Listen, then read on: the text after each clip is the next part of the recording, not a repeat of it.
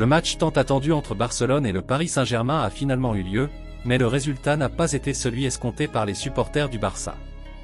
Après une rencontre peu fructueuse et intense, le PSG a réussi à s'imposer 2-1 au Camp Nou, comblant ainsi le déficit que Barcelone avait creusé en première période.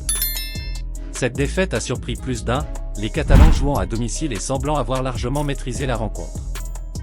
Les deux équipes ont abordé la rencontre avec plusieurs blessures importantes, les obligeant à aligner de nombreux remplaçants.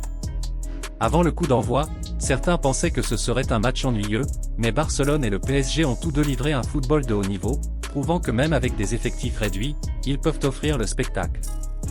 Le match a été équilibré, avec des occasions de chaque côté. Barcelone a pris l'avantage, ce qui a accru l'excitation dans les tribunes, mais le PSG a riposté et a égalisé. Le moment décisif est survenu dans les dernières minutes, lorsque les Parisiens ont inscrit le deuxième but, obtenant le pénalty des Blaugrana.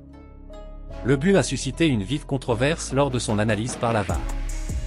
Dans un premier temps, il semblait que l'attaquant du PSG était en position de hors-jeu au moment de la passe. Après plusieurs secondes d'analyse, la technologie a déterminé que le but était valable et l'arbitre l'a accordé. Cependant, dans les heures qui ont suivi, des images de l'analyse ont fuité, déclenchant la controverse. D'après ces images, le cadre utilisé pour tracer les lignes ne correspond pas au moment exact où le ballon a été touché. Il a été constaté que la VAR a utilisé comme référence un cadre avant, où le ballon avait déjà quitté le terrain, montrant l'attaquant en position légale. Cependant, si le timing de la passe est correct, le joueur parisien apparaît clairement hors jeu, ce qui invaliderait l'action.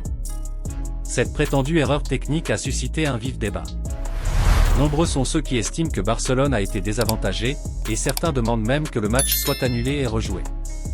La controverse fait rage, et la VAR est une fois de plus au centre des critiques, accusée de manquer de précision et de transparence dans ses décisions.